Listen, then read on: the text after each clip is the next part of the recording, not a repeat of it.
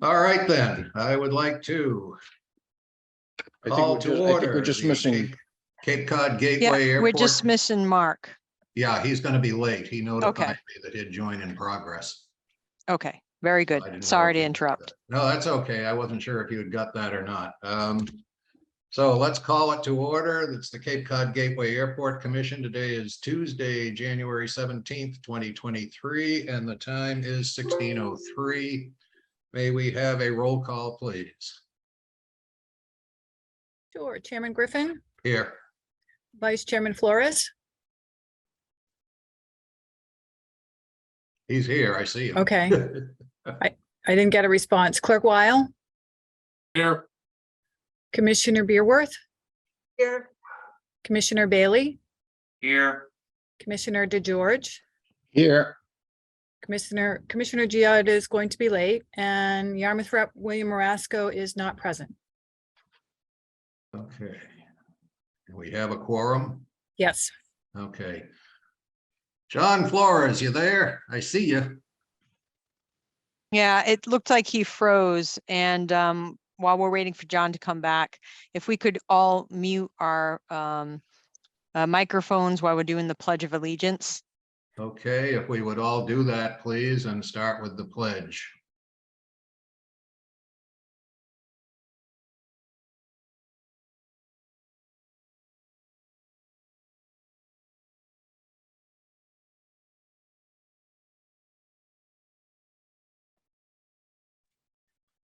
Thank you. Okay, and minutes of the previous meeting, Sue, I saw, I think it was November's, but not December's. Is that correct? Yes, that's correct. Okay, did everybody get a chance to see and review the minutes of the November meeting? Yes. Anybody have any comments, corrections, additions, or otherwise? No. No. All right, hearing no concerns, I'd like to entertain a motion to accept the November minutes as presented. Motion to accept the minutes of the November 15th, 2020 meeting as presented. Seconded. Okay, and that's November of 2022. Thank you. Okay, all in favor, raise your hand, signify aye. Aye. Aye, aye, aye. Thank you very much. Minutes are approved. It is time for public comment. If anybody's out there in the public would like to address the commission, please do so. Identify yourself, where you're from, and you got 2 or 3 minutes to tell us what's on your mind. So public comment is open.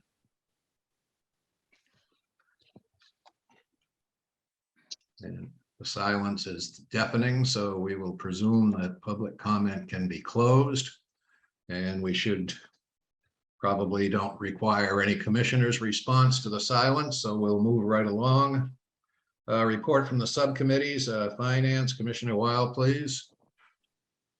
Good afternoon, everybody. On Tuesday, January 3rd, 2023, we held a meeting via Zoom. The meeting started on time at 8:30. Commissioners Weil, Flores, and Bailey were all present. There was no old business. For new business, we reviewed F0123-1 to review and approve the fuel pricing agreement by and between Cape Cod Gateway Airport and EVO Jet Services / EVO Fuels LLC for the discount fuel purchase program. I will not spend any time discussing it here, as it was voted to be moved to this committee for further review and approval. There was no other meeting business as far as things to be voted on.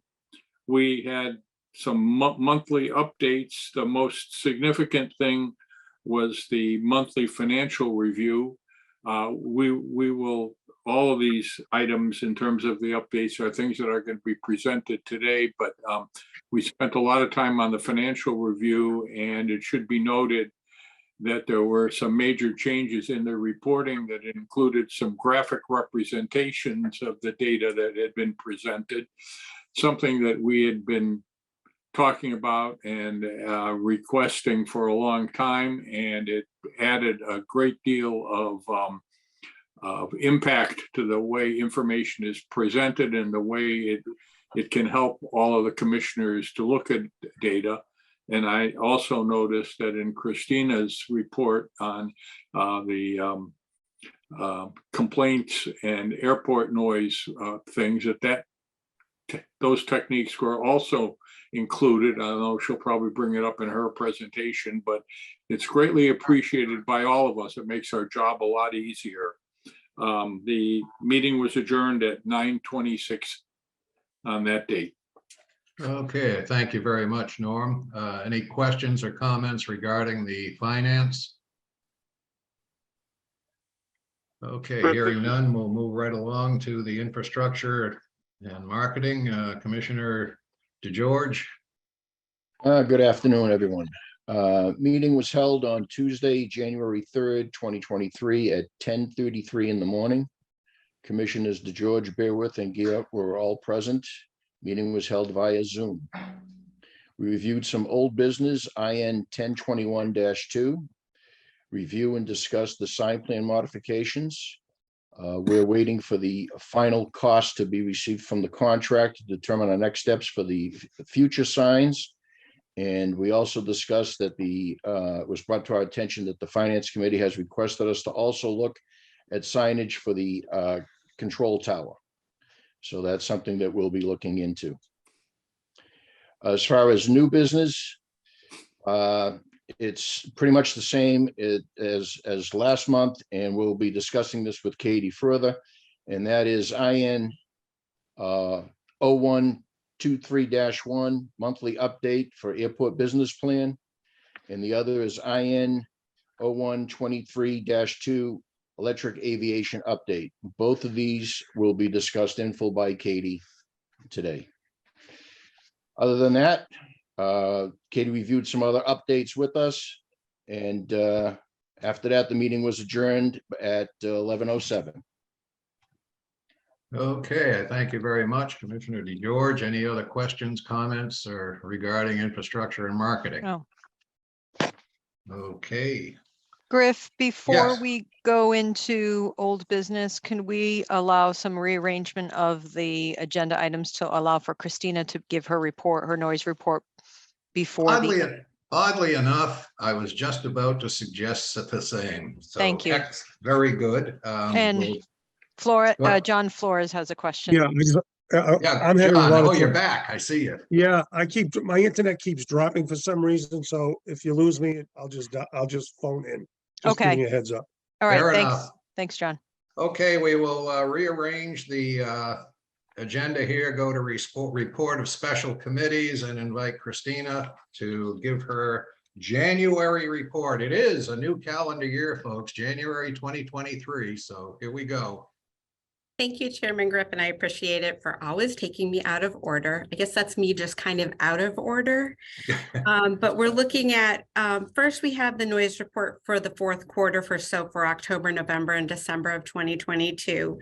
So we had a total of 4 noise complaints made by 4 complainants, nothing in October. For November, we had 1 from the town of Yarmouth. And then in the month of December, we had 2 in Hyannis and 1 in Yarmouth. So additionally, you're also going to see I have my year-end noise report. In that report, we've got a lot of different graphics. We've got, tables telling us about all the different things. I think some of the big takeaways from it is we noticed that obviously both of our operations and our noise calls were down.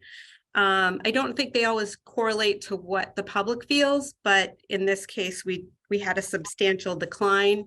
Sometimes when we talk to the citizens, they say, well, we just don't bother calling anymore, but always we encourage.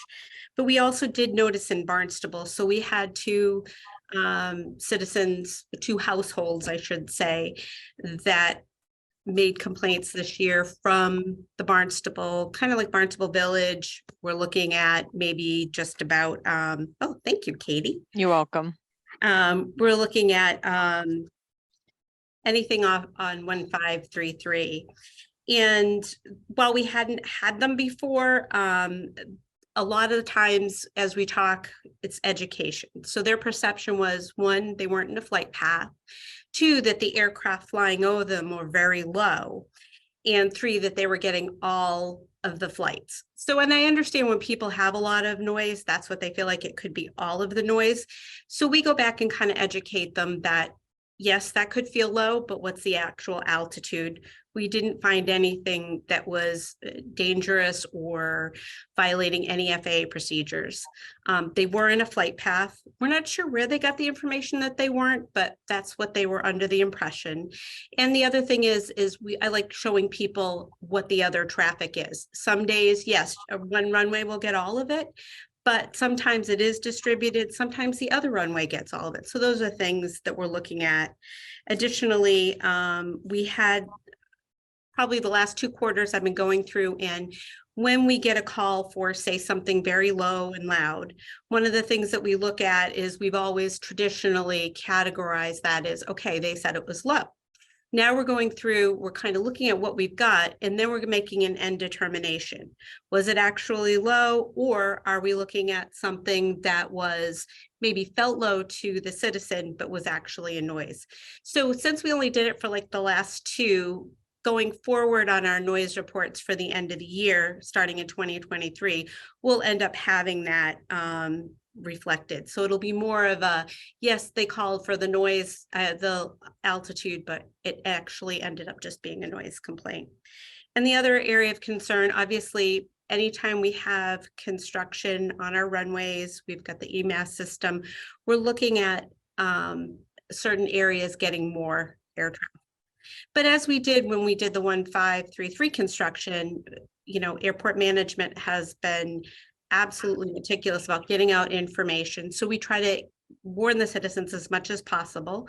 And then the other thing that we're looking at is making sure that when they call, when they're getting that traffic, that they understand why, that it's a temporary situation. But also the people not getting the air traffic, we also have to make them realize that this is a temporary situation and it will come back. Christina, can I just, the graphics that you use for the annual one, if we can start using those on the quarterly reports as well, I think that's what Norm was getting after. It's a little bit easier to digest and to see that in graphic format. Absolutely. Christina, just for the information of all, did we get any specific complaints about any of the military aircraft that were supporting the President of the United States? No. Good. No, we did get military complaints, but that was different things that we had through the summer. And I think sometimes when you let them know who it is, what it is, for whatever reason, that one didn't create any issues. So. Good. Okay, is that Thank- it? If there's any questions, I'm happy to address, but otherwise on my part, yes. Anybody have any further questions or comments for Christina? Good report, like the graphics. Thank you. Anybody? Okay, thank you very much, Christina. And Thank you. now you can go home and be out of order there.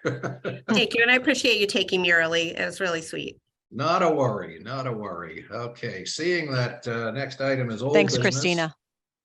and there is none, we'll move on to new business. And we have COM 10123-1, and Finance Subcommittee is sponsoring that. Commissioner Weil, would you read that in, please? Yes, sir. I turned the lights down in my office to prevent a whole lot of glare, so it made it harder for me to read here. It's the motion to approve the annual jet fuel pricing agreement by and between Cape Cod Gateway Airport and EVO Jet Services / EVO Fuels LLC for discount fuel purchases effective February 1, 2023. As noted, the sponsor is the Finance Subcommittee, and it may be acted upon at this meeting. Have a second, please. Seconded. Okay, Katie, take it away. Sure, thank you. Evo Jet Services has been, yes, we can hear you, John. But I just want to be sure I'm in. My internet keeps dropping, so I'll be on the audio call. Okay, Okay, thank we you. hear you fine. Thank you. Thank you. Evo Jet Services has been coming to the airport on a regular basis and purchasing fuel from us. We had requested a couple of years ago for them to look at our discount fuel program because as they were coming into the airport on a more regular basis, we noted that they were buying more fuel on a regular basis as well. So obviously to make sure that they know of the additional services that are provided at the airfield, we provided them with the jet fuel contract. They've opted to enter into the silver program, in which the silver program means that they do not have to sign a contract that identifies a minimum annual guarantee, but they do sign a contract without a fuel quota or without that minimum annual guarantee that allows them to receive discounts as they reach subsequent tiers in the silver program. So for instance, if they purchase between 1 gallon and 100,000 gallons, they do not get a discount. However, as soon as they trip into tier level 2, at 100,001 gallons, they start receiving a 35-cent discount off of their fuel. Again, if they go over that amount and go into the third tier, they get more discounts. So their discount isn't from gallon 1, it is from the gallons within the tier. So this is within a 1-year contract. It's a 1-year program, and they are eligible for those discounts as they trip into them. And we would keep track of the sales to them as they would as well. Evo has been, like I said, purchasing fuel for over 2 years from the airport. And so we thought that this was a good program for them to potentially get into. Any questions or comments from the commission regarding this contract? Recording in progress. Oh, we're hearing some feedback. Oh, that must be John. Okay. Yeah, this was proposed and vetted by the Finance Subcommittee. Does anybody have any additional comments or questions on this program? If not, I will call the question. All in favor signify aye and raise your hand and wave. Aye. Aye. Aye. It looks like everybody, I'd say of those here, that would be unanimous. I thank you very much. Next item is 0123-2, and it's the monthly update airport business plan for fiscal year 2023. Great, thank you. And I'll just share with you the memo that I sent out last week. Since this is a monthly update, we will be revising the data, and I've just highlighted the revision. So in yellow is the new update for December that was provided to the infrastructure subcommittee, and I'll just go over some of those points with you right now. So in regards to all of our goals, the new and additions that we have and what we've been working on at the airport include still pushing forward our community event series at the facility. We've identified a number of different drafts of our events that we hope to have here at the airport, and we're really moving forward on developing and planning for these. So the first event will be in March. It will be a Scout sleepover. It's actually a Scout troop that is not on Cape Cod. We did not have any Cape Cod Scout troops reach out to us. This is actually from Hopedale. So we have a troop coming from Hopedale. We think there'll be about 35 Scouts that will be joining us, and Matt and I are in the planning stages for that right now. For May, we're still looking towards the airplanes and aviation and cigars. We're taking out the word and whiskey moving forward, but it's just airplanes, aviation, and cigars. It was a successful event where people have the opportunity to come to an airfield in a very unique setting where we have aircraft on display out on the ramp. And it's just a unique way to get people to come to the airport and enjoy using the facility. Electric Aviation Conference, this was a new one that we started to talk to the commission about last month. We've reached out to two electric aviation entities, one being Archer, who we've been having monthly meetings with them, and the second one is Beta from Vermont. Both Archer and Beta have declined on having a conference, and the only reason being is that they already have their plans in place for calendar year 2023. Archer seems to be going a little bit bigger, where they have strategic conferences and unveilings of their aircraft in different quadrants of the United States. So their East Coast one will be held in Washington, D.C. They will let us know so that we can attend that. In speaking to Beta, so in response to that, they could not add to their agenda a Cape Cod visit. However, in speaking to Beta from Vermont, they too have their 2023 schedule already committed. But I did reach out to them to see if they were willing to at least attend our events in September and showcase electric aviation at those events. And they seem to be very interested in that. So perhaps if we're not having an electric aviation conference here in the manner in which the commissioner was thinking, at least we can have a presence of electric aviation possibly at the September event. So this will be taking off of our June event. We hope to move forward with some hangers and hamburger events in July and August. And then, of course, we have our big event in September. I'll reach out to the commission now. I've requested assistance. We need a number of volunteers to help us with that big event. We have a meeting on the 20th to talk to some volunteers who have committed to the event. But we do need many more. We probably have a total of 15 or so that we would need for both events. I have about 5 volunteers at present. So I can send and forward the request that I made. We're calling it the Friends of Cape Cod Gateway Airport, and it's really just to assist us with those 2 events.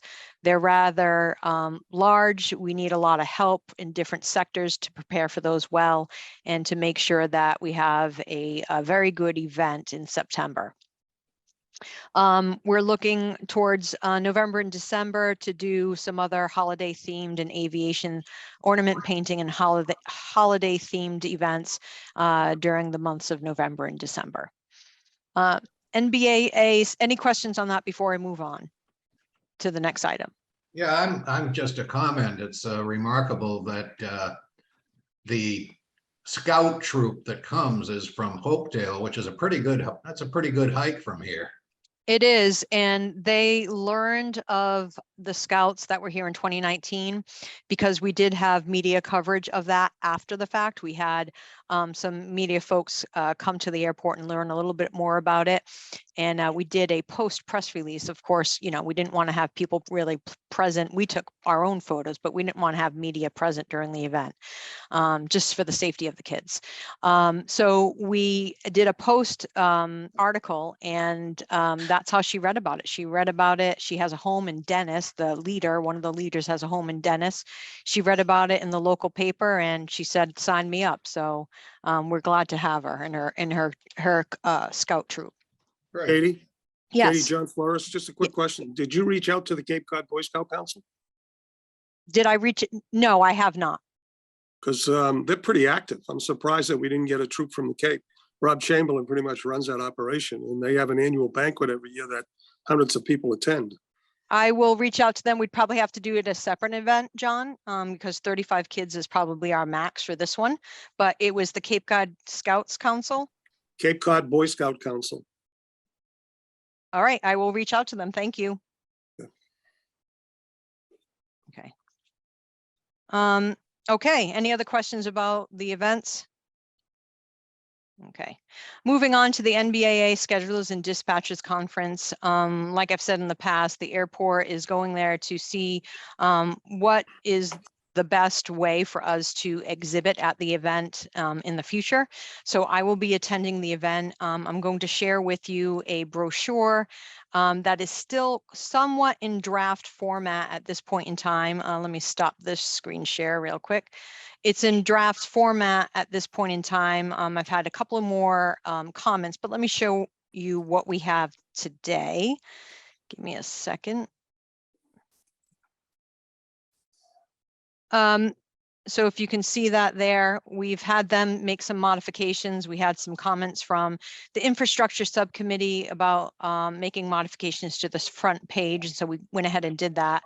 In looking at brochures that have been used at past conferences and what airports have taken with them to these events, it's all about what type of services that you're providing, or if you have any available development on the airport property, to showcase that, as well as to tell a little bit about yourself. Why is it important to come to Cape Cod?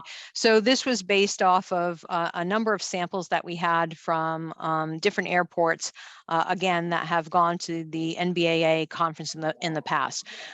So the first page is us showcasing our wide variety of services that we have at the facility, with 24/7 fueling operations.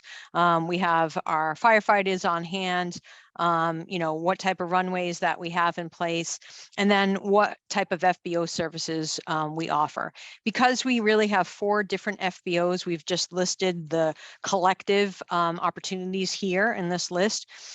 We are making some changes to this list only after hours. I'm modifying that, and then this last bullet up here, snow team, I'm just changing the language for that. So this is page 1. Page 2 talks about our development opportunities. Let me just scroll to that. So the development opportunities, we just wanted to make sure that people knew that there was opportunity for them to be able to build at the airport if they so desire. Let me just make this a little bit smaller. And we're showcasing the 10 acres of land that's available at the airport.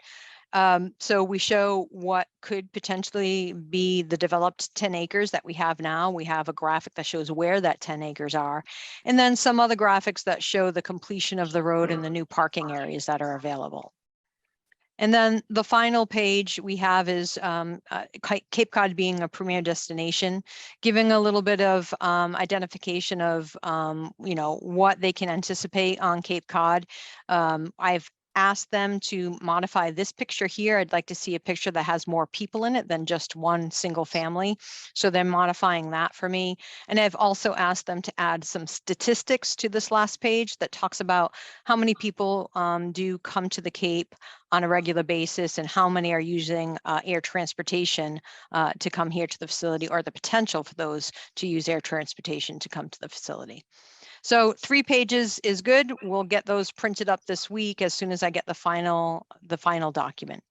Katie, could you go back to page 1 for a second, please? Sure. Give me a second. Just a procedural question. Let me get back there, Griff. Okay. Sorry. On that aircraft where you have an identifiable tail number, do we need any kind of a release or anything to show that, or no? I can ask them to block it out. Just curious. Sometimes people get a little sensitive about that. Yeah, I'll ask them to black it out or white it out. Okay, thank you. Okay.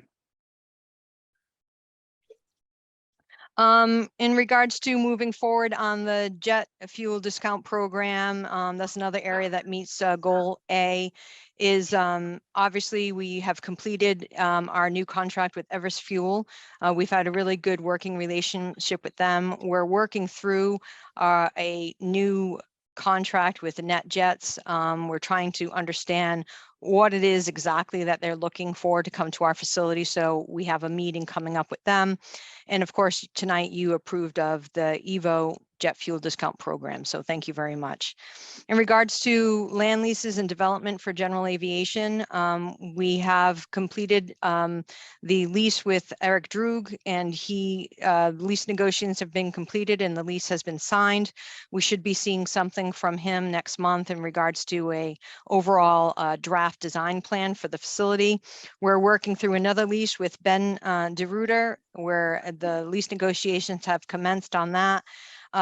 We are in conversations with a helicopter company that would like to locate here as a base. They come here all the time. They're frequent flyers here to the airport, but they're looking for a potential base here at the airport, doing the same types of operations that they already do at the facility. And then we're also talking to an existing tenant, Aero Marine, AMA. They're located on the east ramp. They're transitioning to a larger aircraft, so they're looking at possibilities to either use an existing facility on the airport or to knock down the existing facility that they have and make a new facility on that existing footprint. So we're working with them on that. Projects in progress. I know that we have Chris and Matt here. Chris, I do have your photographs if you want me to filter through them, and you can start talking about the airport operations remodel and the T-hangar redevelopment. All right. Thank you, Katie. It might be easier. I have them queued up. I might be able to Perfect. share. Go ahead.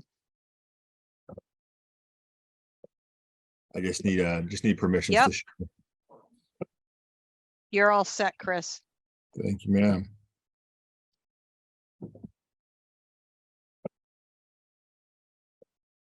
All right, so we'll jump right into the ARF Ops building. You can see from this picture, it's encapsulated in a heavy duty plastic with scaffolding, which is a requirement, and you'll see why, because we are taking down interior and exterior walls. So this plastic is up to prevent fog, but also to provide heat to the space. So that whole side of the building has been encapsulated. And I told Matt, it almost feels like you're walking down the streets of Manhattan, the way the scaffolding is, but not quite Manhattan, but we're working towards that. Again, this scaffolding is basically replacing the exterior walls of the building on 3 sides as we demo. So just kind of more pictures of that stuff. Now we're inside, looking at where an exterior wall used to be. If you look up to the top of the screen, you see that scaffolding is actually supporting the roof of the building. And Chris, that's looking out towards Taxiway Bravo, correct? It is, yes, ma'am. Another picture, that used to be an exterior wall there. Then this not last shot will kind of show you back the other direction. So this, Chris, if you were sorry, if you can go back to that one page. So this would be standing in the middle of the building. And if you were looking out that window to the left you would see the control tower. Is that correct? Basically, you'll see in the next picture that interior wall Thanks. gets removed. This is the stairwell going up to the second deck of the space. And you can see the limit of the demo there. The left-hand side, this plywood that leads into the ARF bay. And then this shot here, this electrical panel, but here is showing you kind of overall. To the right here leads to the ARF bay, and then forward in this direction out to the taxiway. And there's another kind of shot. So you can see there are no longer any interior walls in the space, and most of the exterior walls have been removed as well. So we are definitely in demo. Next step here, a little bit of cleanup work, and then we'll actually start removing the slab. So very exciting there. And I'll pop that off. So that's the ARF Ops side of it. The T-hangar, I don't have any fancy pictures really to show you updates there. We've got footings in the ground. You've seen those pictures. We're continuing to do the rough plumbing work there. But the biggest update I have for the T-hangar is that it is tracking to have the metal structure, the actual hangar itself is being fabricated. It's being galvanized as we speak. And I asked the contractor, does that take place in Galveston, Texas? They said no, but I thought it was funny. Anyways, so T-hangar is being fabbed. That's a good news there. Long lead item, but we're tracking well. For both of those projects, we're looking at a July 18th completion date. I hope to make up some time there, but as it stands now, most updated schedule is July 18th. We are currently under budget. We have some change orders pending that we're always going back and forth with, but I hope to be on time and under budget is always the goal. The other projects that, I'm sorry. Go ahead. No, go ahead. Thank you. Go ahead. The other projects that we're working on, we as the 624 project, we had the material, the matting in for the pavement lifts. That's been on site for a couple months now. We also have received light cans and signs for that project. They are on site and being stored. So moving forward on with that project, we look to start that end of March, early April is the 624. On the EMAS side of the house, all of the blocks have been manufactured and are being stored at the supplier, but they have been made and we have pictures to prove it. That project is also tracking for probably a end of April start for the EMAS. Looking really forward to that project to continue on. And then Mary Dunn Extension is very close to wrapping that up. We're punch lists at this point. So we tracking well with Mary Dunn. There's a few items that we've got to get done. Long lead for that is the electrical equipment for the pump station. We all know about the supply chain that keeps rearing its head. Hopefully we'll get that equipment in and get it installed and be able to close out Mary Dunn. But that project, the grass is still growing. So it's crazy. It's still cold outside. The grass is still growing. So we're doing well there. Those are all the projects that I've got moving. Any questions for me? Awesome. Thank you, Chris. Yes, ma'am. Just a couple of more updates. Please take a moment to look at our website. We've added some additional pages for advertisement on the website, as well as adding more documentation to our EA website, as well as our PFAS website as we get reports completed, or if we're at meetings where different questions have been asked in regards to either of those projects, we try to post the information on our website. We'll be working on a frequently asked questions document for the environmental assessment with our team from Epsilon Associates based on comments that we've received during the meeting that we had most recently at the airport in this month, and we'll get that ready within the next couple of weeks. In regards to aviation education, outside of the Scout sleepover, we have new tenants that are coming in offering flight instruction. Although the museum isn't moving to the airport at this point in time, we will be working with them to make sure that people know that they have the opportunity to go there, and vice versa. They will be directing potential interested aviation enthusiasts over to the airport if they're interested in flight instruction or other items. We're hosting our third high school aviation student from Monomoy here as an intern, so we'll be working through that. And we have our existing second high school aviation intern who most of you have met, who is here from Barnstable High School, and she'll be wrapping up in May. From a diversifying revenue stream, goal B, Suffolk Construction will be moving into the lot known as Mildred's Lot on February 1. They have a meeting tomorrow with Matt and Chris to identify where they would be spreading millings to make that area an improvement. They also have a planting plan that they've put together. I've commented on that planting plan because some of the trees that they wanted to put in were tall trees, so obviously we don't want that. So we've asked them for a modified planting plan. The nice thing about that, and I'll show you that here, this is a very crude drawing of their plan, but let me at least show it to you. Give me 2 seconds.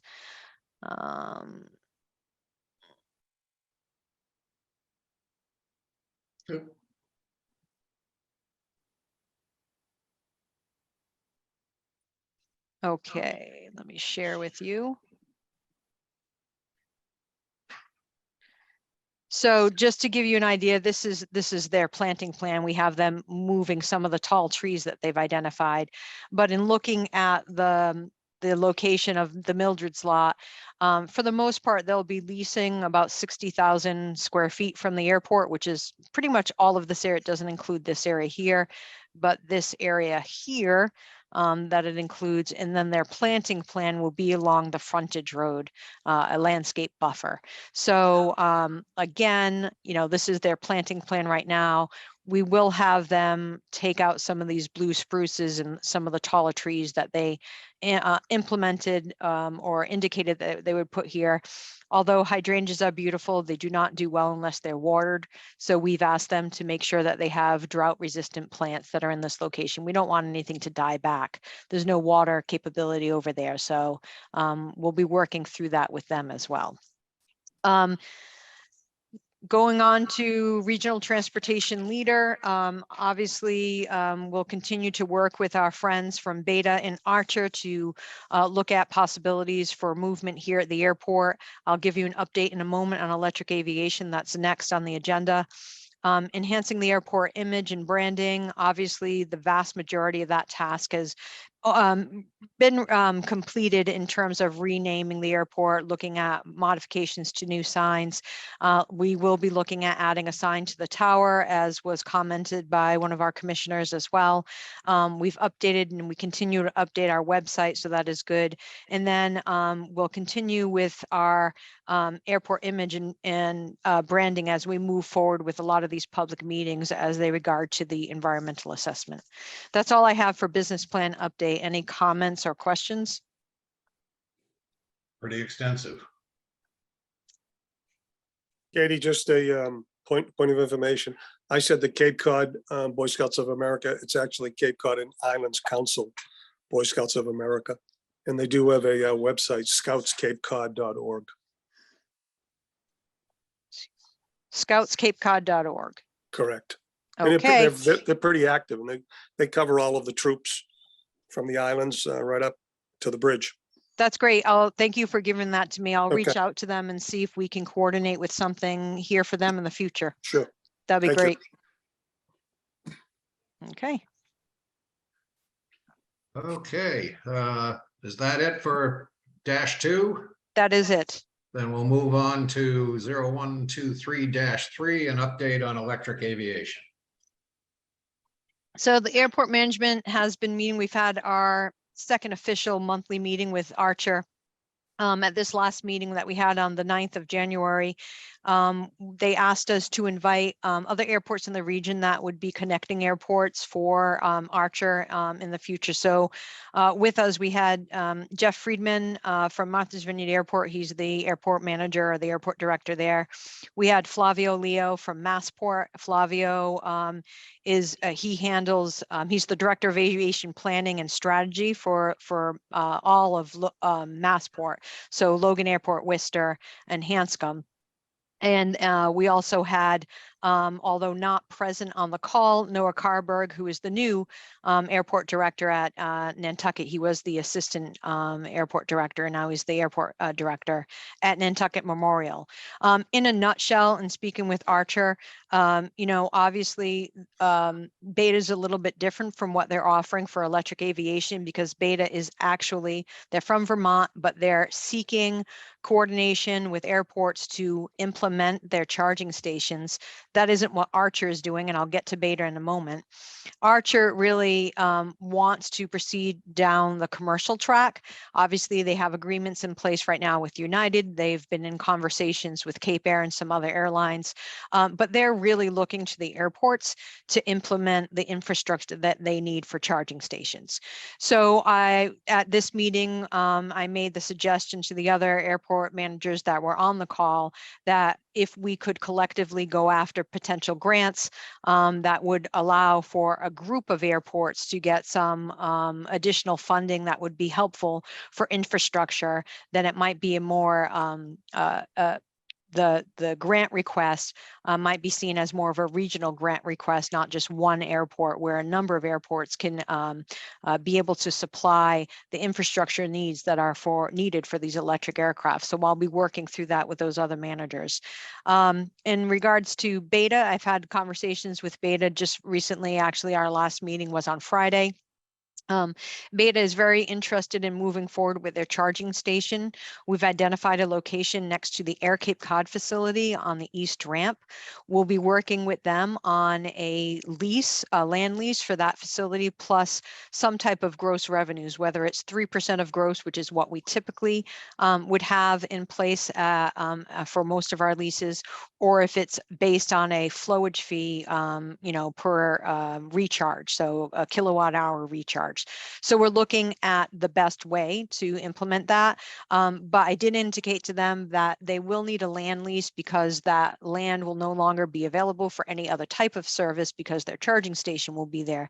So we've talked about a 10-year lease with them plus option renewals for the property, and they seem agreeable to that. So I'll be working through that, and the finance committee will see that on their agenda at some time soon. That's all I have for updates on electric aviation. I was really hoping to bring a conference here, but it sounds like they already have their plans in place, but we'll keep trying. Well, thanks for the effort, and at least they know that we're here and eager. Yes, I think for Archer, to be honest with you, they have locations that they're very interested in, Cape Cod Gateway Airport being one of them. But when it comes down to it, they'll strike at the airport that has the infrastructure in place first. So I think that time is of the essence to at least make sure that we have some type of capability to provide them with what they need.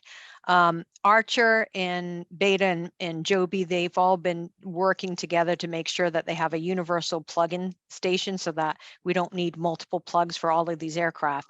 So we don't know exactly what is going to be needed yet, but we at least need to look into, at least providing 1 or 2 charging stations here to begin with. I think next down the step is how do we produce our own power here on the airport to be able to supply the rapid recharge that may be needed in the future. Very good, The- thank you. Any other comments? Yeah, Norm? the little I know of Archer, I know that obviously they have a route already approved between Newark and the Seaport base in Manhattan. I know I think they're close, if not have done it already, from O'Hare to Chicago. They're at the point where they're trying to get a few of these in place and have an ability to have a proof of concept that is in place and working, because the goal is to obviously raise more money to fund the further development. And I know they have interest in our area, but they want to go for the routes to get the attention of investors. So, and as you know, Katie, better than any of us that are following this, that it's moving at the speed of light, and some of the things haven't been finalized yet. That makes it hard for airports like ours to commit until we know specifically what it is that they're going to be needing. So the next year should be pretty interesting. Yeah, and I think that the construction of the Beta unit will give us some ideas of what might be needed. I mean, we do have an approved CIP item that's $450,000 for a generation of recharging stations. So we could certainly put something like that out to bid to see what capabilities we have. Obviously we would need to talk to some of these end users to see what would be needed for them to charge their aircraft. So we have some work to do, a little bit of homework, but I think we have the plans in place to be able to get something in here soon, but then we have to think long term. How do we support this charging station in the future as we need more and more rapid recharge capabilities? Okay. Any other questions, comments? Okay, moving on to report of special committees. We've had the noise report, and as I understand it, our Yarmouth representative is not available. So there won't be a Yarmouth rep comments or report. So let's move right into updates, Katie. Sure, I will try to give a quick update of the financial overview. Let me just, if that has been shared with you. Like Norm had said, we made modification. Can everyone see that? Yep. Okay, we made modifications to this budget update. We are still providing the finance subcommittee with the Excel spreadsheet so that they can look at the data when necessary. But we've also provided some graphs and charts that make it a little bit easier if they want to just quick review and look at what has been done in the past. So let me just go through the changes that have been implemented. Obviously, the budget summary reviews, I've carved out just our revenues, and then next will be our our expenses. Charges for services, we have been selling a lot of jet fuel. I think we're going to see that our high of jet fuel sales is going to start coming down and normalizing. We predicted that. In fact, in the next budget development, we're predicting that we're going to see we're going to start to see a normalization of our jet fuel sales back to what, maybe we previously had before COVID or somewhere close to it. So rent-a-car concessions are doing quite well. Both of those, I just want to make note, our jet fuel sales and our rental car concessions, we're 6 months into our fiscal year, and we have nearly met what was anticipated in our budget for both of those items. Obviously, land leases we're tracking as normal. We get paid on a monthly basis, so we're tracking those as normal for both non-aviation and aviation related. Renewable energies, just FYI, they are always about 2 months behind. So the postings that you see for actual is about 2 months behind, but we're still tracking that. Obviously, their guarantee that they have to provide to us is always met. We typically track a little bit higher than the guarantee for that renewable energy. Looking at our budget summary for revenue, obviously jet fuel revenues are the highest that we have here now. Matt and I have talked, and we've mentioned this to our commission as well, is it's great that we do have a lot of jet fuel sales, but we'd like to see some normalization of our revenue producers where it's not so significant on the jet fuel side, where we have some other opportunity. That's why we are looking at our land leases and furthering the development of the 10 acres on the east ramp for our hangar development. That will start to see some more land leases in the aviation sector increase a little bit more. So we're working through that. Here's our budget summary for expenses. Obviously salaries and wages are typically our highest, and jet fuel sales being jet fuel purchases for resale being high as well for our expenses. We will be, Norm, you'll be happy to hear that we've spoken to our new consultants that we have on hand for our planning consultants about looking at different ways that we can identify jet fuel sales and purchases on our budget, and how we can display that as a cost center to you as the commission in a little bit of a different fashion. So they'll be working with us on that. Probably we'll start that towards the end of the year. We're just capacity constrained right now with all of the other projects that we're working on, but they've been put on notice about 2 weeks ago that we want them to start working on that. So we'll get into that, and we'll probably pull some of the finance subcommittee members into those conversations. I'd be glad to help, and it's a long-term goal. It wasn't an immediate goal. I just think it's an important, there are two important line items that we need to make sure we focus on. Yep, and we will. This is a summary of our expenses. Again, jet fuel being the highest, and then dipping into salaries and wages, and then our insurance for the property as well as our equipment. Here's some of the graphics that are new to the commission, where we're identifying not only in text, but graphically where we are in jet fuel sales. So the graphic that you see there is annual Jet A fuel sales by fiscal year. So you can take a look at the peak that we saw, 1.4 million gallons sold during fiscal year 2022. As we start looking, you'll see in the next slide, as we start looking at fiscal year 2023 in comparisons to previous years, you're going to see that normalization that we're seeing. So for the month of December, when we compare that from fiscal year 23 to 2022, we're down by about 25%. And again, that goes towards this normalization that we're starting to see on the facility. Overall, if you look at the fiscal year, again, we're down a little bit from fiscal year 2022. This is the month tracking, so you can see where our peaks are: July, August, September, and October. Then we have the lull in November through pretty much April, and then you start seeing that jet fuel sales start to peak again as we get into our busy season. If you look at the top two lines, that is fiscal year 2022 in the bright, this like greenish blue, and then the orange is this current fiscal year. So you can see that we're tracking a little bit lower than what we were in the previous fiscal year. Again, seeing that normalization return to the airport. For rental car concessions, I just wanted to break this out a little bit better so you can see where we are. Obviously, we're about 95% of the anticipated revenue budget. I want to remind the commissioners that the vast majority of our rental car sales are not from necessarily all from the flying public. Of course, many of them are as you get into the busy summer months, but we do have a lot of individuals that utilize the service that are not associated or coming in to the airfield via aircraft. When you look at fiscal year 2014 to the present, obviously last year, fiscal year 2022 was again one of our highest years that we've seen.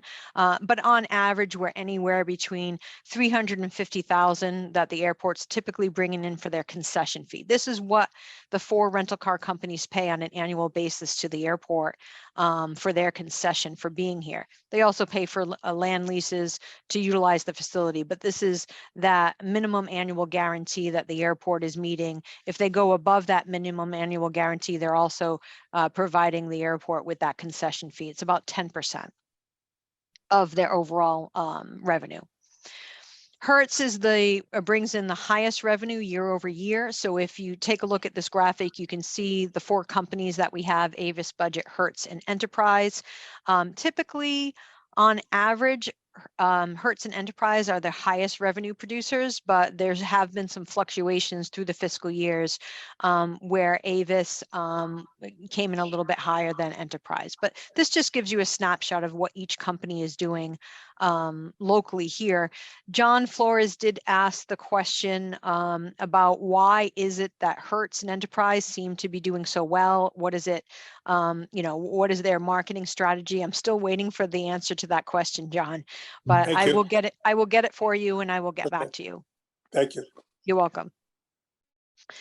If we take a look at where we are from an operational standpoint, enplaned passengers, we know that we've seen our numbers go down year after year in terms of commercial activity at the airport. We had many, many more passengers come through this facility.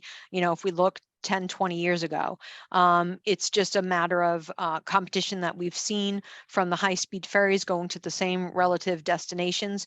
But we now have airlines that are looking at going a little bit further afield into New York. So obviously we've been successful with JetBlue coming here on a regular basis. They have announced that they'll be adding LaGuardia service.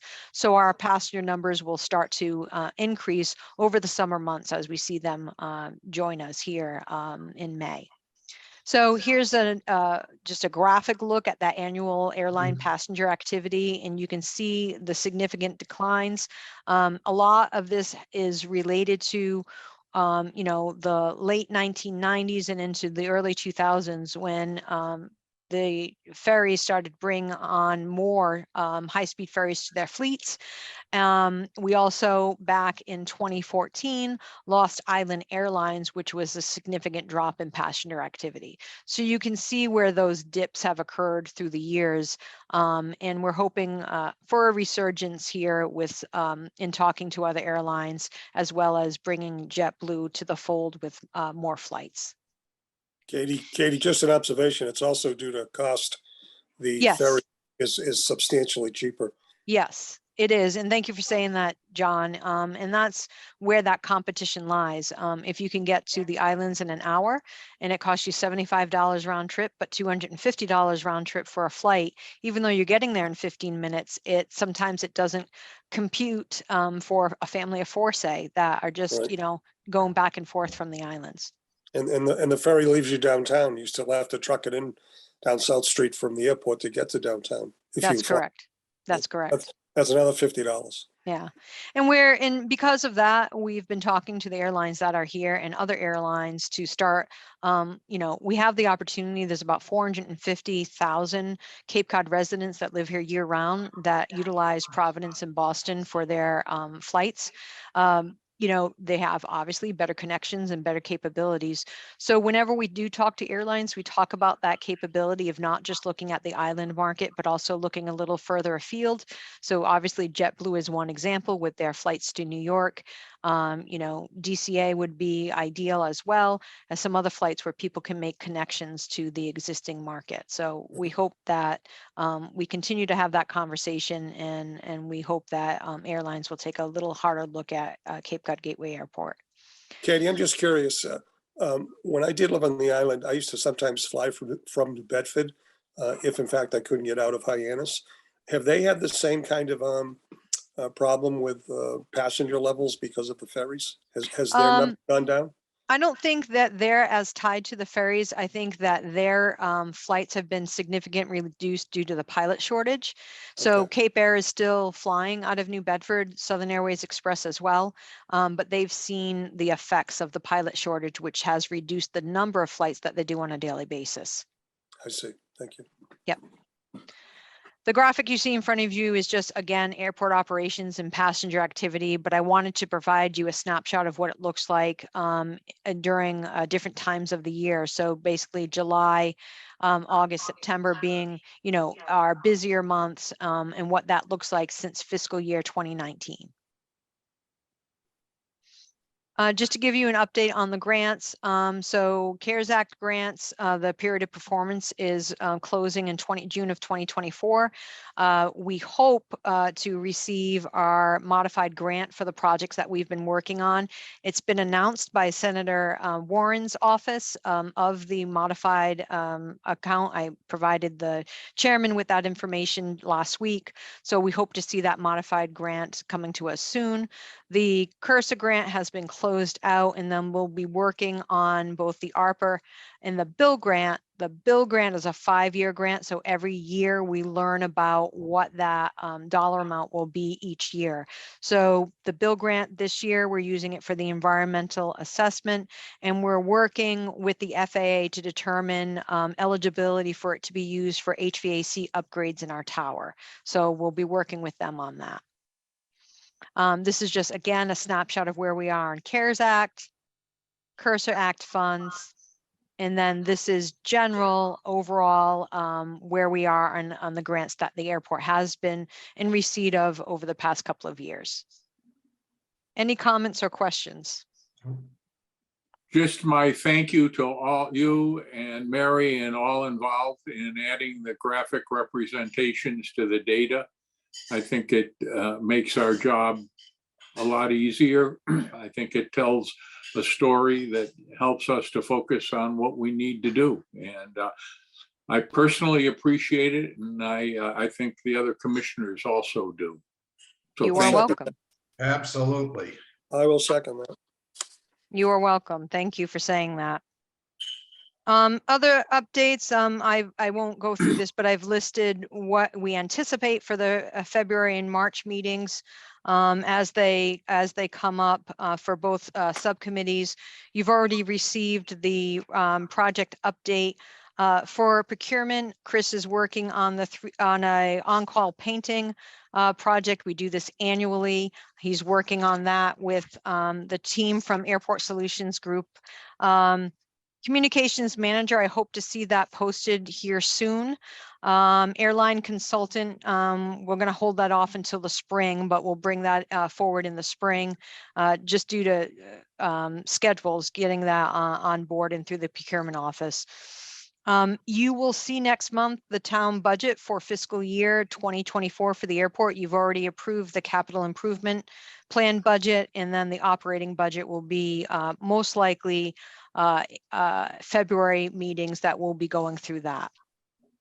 The environmental assessment meetings have occurred on January 5th with MEPA consultation. The comment period was open for a month and it closed on the 12th of this month. So we did receive some comments from that. The comments go directly to the Massachusetts Environmental Policy Act office.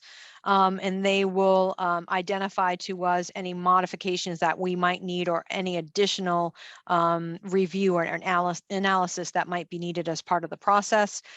We've also were able to update our website just based on additional questions and comments that came from the group that was present for both of those meetings. Please take a look at our PFAS page. It's on the website. That's updated whenever we provide a new report. We just most recently spoke to Horsley Witten Group, who has been helping us with that. They will be presenting at a PFAS conference. It's a 4-day conference revolving around PFAS, and they've been asked to speak because of their expertise in being able to fingerprint PFAS.